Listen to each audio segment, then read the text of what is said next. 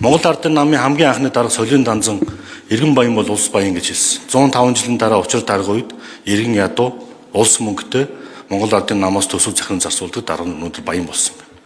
Төрөөс баяжж байна. Иргэд олонны чүүнд бухимдчих. Танаа намын заримчид өөрийгөө толин тараад танихаа болсон. Хүссэн дөрөв харддаг болсон. Хүссэн үгөө сонсдог болсон.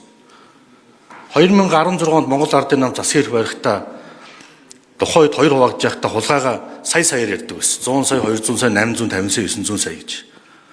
2020 онд засаг авахдаа тэр бумаар ярьдаг болсон.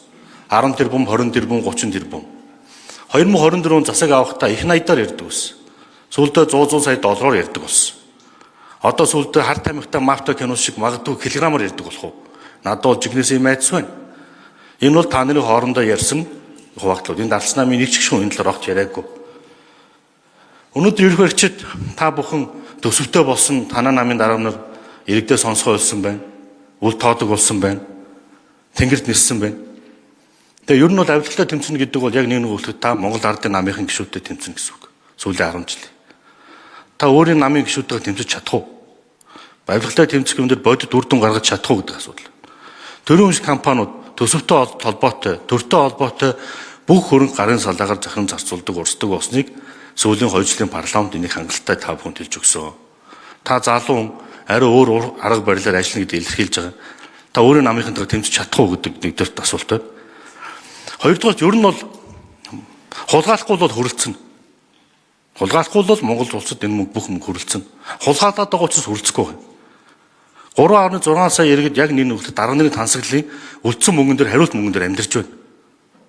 Энэ тансаглалыг энэ захиран зарцуул хязгаар зах болдохоор намтайгаа тэмцэж чадах. 10 жилийн өмнө манай дотоодын нийт бүтээгдэхүүн 22.9 байсан шүү дээ. 5 дахь өсчөөд байна. GDP 100 их 80 руу явцсан юм уу? 10 жилийн өмнө бид нэр мөнгө яаж олох уу гэж боддог байсан. Өнөөдөр мөнгө олох нь буюу бонд босгоод байна уу, санхүүжилт босгоод байна уу, хөрөнгө оруулалт татаад байна уу, мөнгө олох болцоотой болсон. Өнөөдрийн цаг. Гэтэл босгосон мөнгөө юунд ард түмнийхээ хяналтанд ор шударгаар зарцуулах уу гэдгийг ойлгохгүйгээр өнөөдөр бид нар хийргсээр байгаад хэд баян хэд ядуу гэдэг юм хоёр бүлэгтэй болж байна. Би үнэхээр үүнд эмзэг ханддаг. Тийм ч учраас би ерөнхий сайдын ажлыг аваад тэр цаг мөчөөсөө хойш би 24 хоногт уг үндсээр нь устгахын төлөө үзэл санаа үйл хэрэг чиглүүлж байгаа. Тийм учраас миний зоригт бол бүү эргэлцсэн. Миний зоригт бол эргэлцэх юм байхгүй. Тийм учраас энэ зориг үйл хэрэгт та бүхэн л хамтдаа байх ёстой. Манай Ардсан намынхан дэмжих ёстой. Манай намынхан дэмжих ёстой. Тийм учраас харин танаас би бас асуух гэдэг. Та намынхантайгаа тэмцэж чадах уу? Тэгэхээр чи эн чин бас л хариулах ёстой байхгүй. Бид нар одоо залуу үеийнхэн бид нар тэмцэх ёстой. Анд найз, ах дүү, танилын нүур халуун боловч та бидний их орон ирээдүй илүү хайран байна. Тэс танил талаа харуул. Хамт байснаа ирвэл ах дүүгээ ирвэл энэ явахгүй шүү.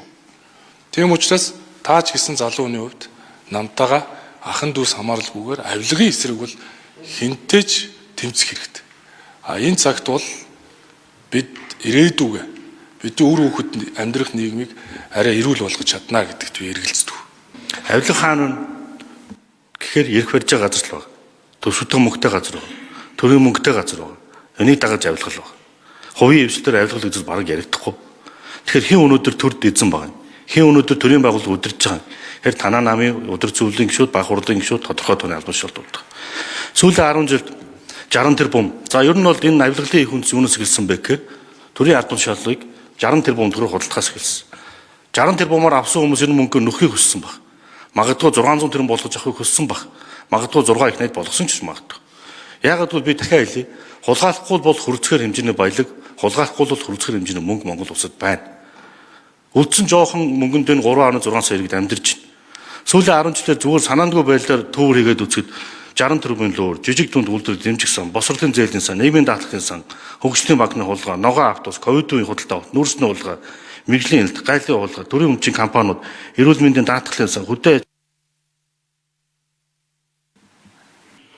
Захин хөгжлийн сайдаар томилогдоод би таны нэрлэж байгаа энэ боловсролын зээлийн сан, энэ ашигт малтбарын бүх лиценз, газрын мэдээлэл, энэ жидүүгийн сан, хөдөлмөр эрхлэлтийн сан, нийгмийн даатгалын сан, энэ бүх мэдээллийг би шилэн government дэрнээс иргэн төлөлд 35% 7 сарын дотор хүрсэн. Төр ард түмэндээ итгэсэн цагт үрдө үрдэг. Ард түмнэрээ шүүлгсэн цагт авилгаж ичдэг байхгүй. Тийм учраас энэ мэдээллүүдийг ил тод болгосон юм а. Ил тод болгосон. Түүн шигэ цаашдаа энийг углуургаараа шийдэхин төлөө явна. Засгийн газар мэдээж мөрдөн шалах алба биш ээ. Хин нэгэн хүнийг шүүхээр гэн буруудан тогтоогдоогүй байхад олонний өмнө дүүжилж чадахгүй. Гэхдээ засгийн газар түүн дээр ажлын хэсэг ажлууд шаардлага нотлого баримт мэдээллүүдийг хуулийн байгууллага шилжүүлнэ. Тийм ч учраас шилжүүлсээр ирсэн хуулийн байгууллага яга ажлыг хийх гэнэ гэдгийг шаардаж ажиллана.